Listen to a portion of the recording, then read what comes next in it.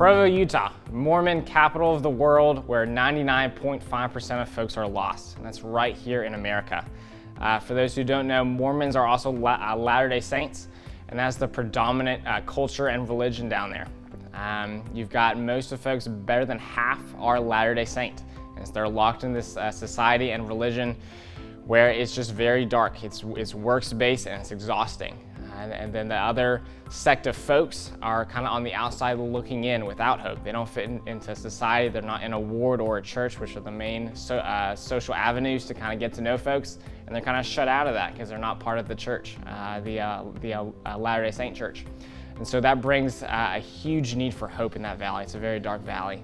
And so for those of us who really want to share the gospel and live out in Matthew 28, Provo, Utah is a fantastic place. This past year, I went to Provo, Utah with a group of college students from Richland Creek. There was 10 of us in total, and it was just an awesome time to be able to work as a group and have an entire week devoted specifically to sharing the gospel and to going out to evangelize. You didn't have any distractions, and growing that part really helped me realize that I want to bring that back to North Carolina, and I want to live every day on mission and not be afraid to start conversations like those.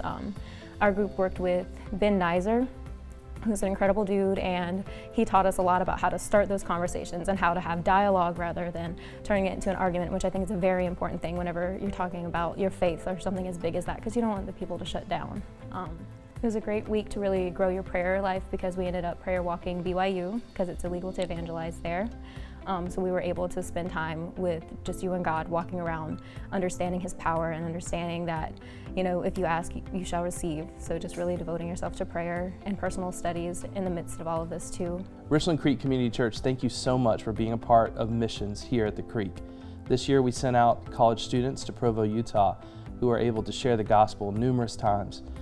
Some of them, it was their first mission trip.